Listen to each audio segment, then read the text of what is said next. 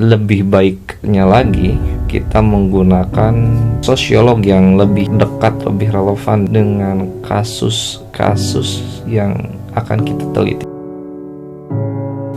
Dari Emil Durkheim katakan ada Parson ataupun Merton, kekinian kita bisa melihat ada Smelser ataupun Davies. Nah, ini bisa dilihat siapa yang mempengaruhi siapa dan siapa yang dipengaruhi siapa.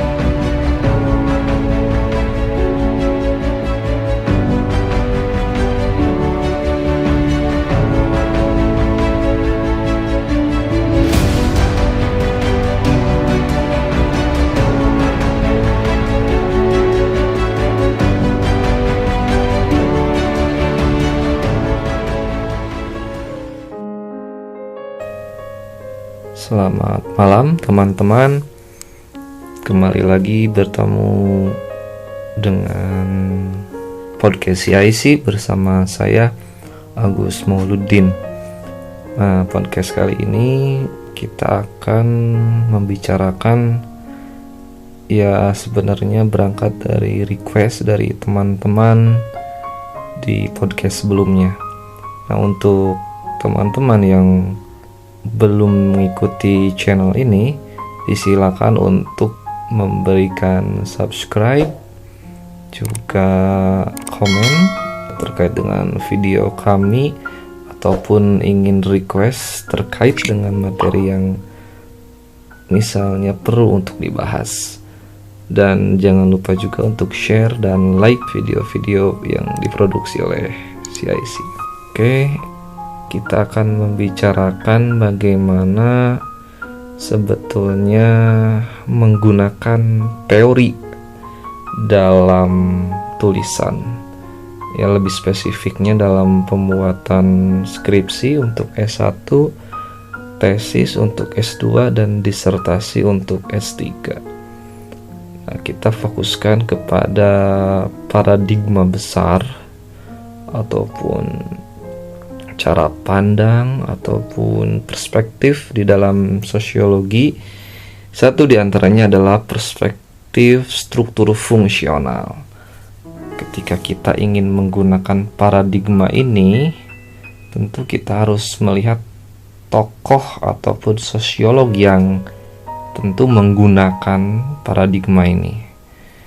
Nah, kalau berbicara struktur fungsional tentu tidak terlepas dari mbahnya ataupun sang empunya, yaitu Emil Durkheim.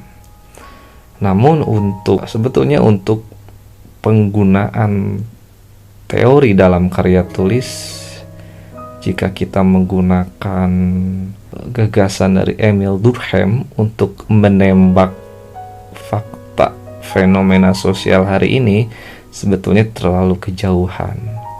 Maka bisa melihat tokoh ataupun sosiolog yang kemudian menggunakan pandangan Emil Durkheim pada masa itu, ya tentunya.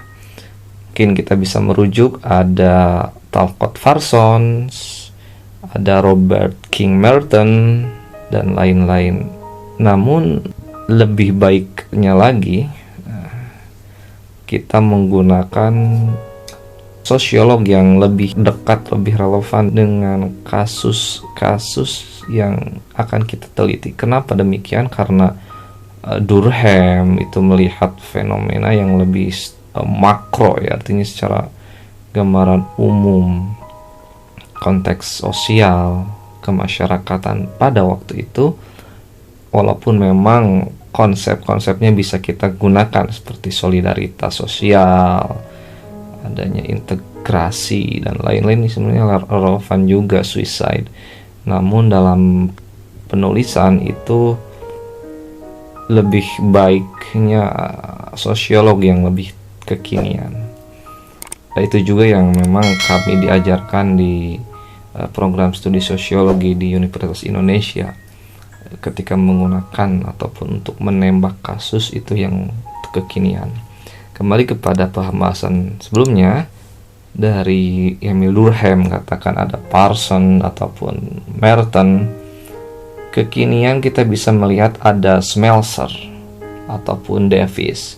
Nah, ini bisa dilihat siapa yang mempengaruhi siapa dan siapa yang dipengaruhi siapa, seperti itu. Artinya misalkan Emile Durkheim itu mempengaruhi cara pandang dari Parson ataupun Merton, dan begitu juga sebaliknya, Merton terinspirasi oleh Durkheim. Seperti juga misalkan Neil Smelser dipengaruhi oleh Parson karena sebagai misalkan pembimbing akademiknya, dan tentu Parson merupakan yang terinspirasi oleh Durkheim, seperti itu. Nah, sebenarnya dilihat dari gagasan Smelser, kita bisa untuk menulis karya tulis ilmiah seperti tadi ya, skripsi, tesis ataupun disertasi. Namun alangkah lebih baiknya lagi, teman-teman bisa melihat siapa yang banyak menggunakan Smelser, katakan. Nah, teman-teman bisa melihat ataupun mengeceknya. Satu caranya yaitu salah satu caranya itu dari scopus.com. Teman-teman bisa menggunakan keyword, bisa dari nama ataupun kalau tidak tahu dari judulnya, kasus apa dan menggunakan nama apa ya. Katakan kita menggunakan tentang Neil Smelser gitu, seperti itu, ataupun dengan topik tertentu. Nah, nanti teman-teman dalam mesin pencarian di scopus.com itu akan diarahkan kepada hasil pencariannya, akan diarahkan kepada beberapa tokoh-tokoh ataupun ya penulis-penulis yang memang menggunakan teori di Smelser misalkan, ataupun dengan tokoh dari Smelser tadi, ataupun Davies dan lain-lain. Cari kata kunci yang banyak menggunakan teori mereka dan juga relevankan dengan topik yang sedang kita bicarakan, seperti itu. Saya membahasnya secara umumnya dulu ya, teman-teman. Nah, nanti teman-teman bisa melihat tokoh yang mana yang akan kita pergunakan. Salah satunya dilihat dari jumlah sitasi si tokoh tersebut, sosiolog tersebut. Sitasi ataupun jumlah rujukan orang-orang yang merujuk tulisan tersebut. Biasanya kalau yang masyhur ya, bisa sampai ribuan orang mengutip satu karya tersebut. Ya, katakan Davies ataupun ya kalau di dalam seperti tokoh-tokoh masyhur Giddens yang masih hidup ya, Giddens ataupun David Harvey, itu sampai ribuan. Kalau tidak saya salah, saya mengecek terakhir, David Harvey sudah begitu banyak yang mengutipnya. Dan juga itu yang pertama. Yang kedua, H-index yang dimiliki ataupun H-index si tokoh tadi. Katakan H-index itu yang merupakan produktivitas si penulis. Berapa jumlah sitasi dihitung, dikalkulasi dengan jumlah artikel ataupun dokumen yang dihasilkan. Nah, di situ kita bisa melihat yang pertama dari berapa nih sitasi dari topik khusus yang akan kita bahas dalam karya tulis tadi.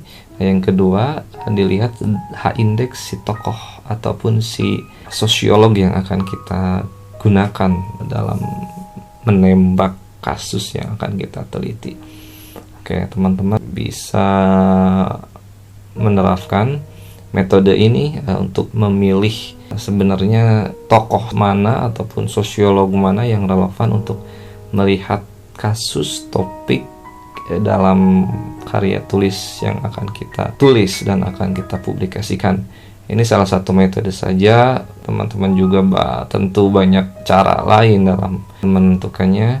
Namun semoga tips ini bisa bermanfaat untuk teman-teman bisa menulis dan menggali kasus, realitas sosial ataupun topik-topik yang ingin ditulis dan dibahas, tentu dengan menggunakan teori yang tepat. Ya, artinya kita ingin tanda petik ya membunuh nyamuk itu dengan tepuk tangan, bukan tepuk tangan ya, artinya dengan tangan saja cukup, tidak mesti dengan bom katakan. Jadi harus sesuai bagaimana kita membidiknya gitu. Terima kasih. Assalamualaikum warahmatullahi wabarakatuh. Salam CIC.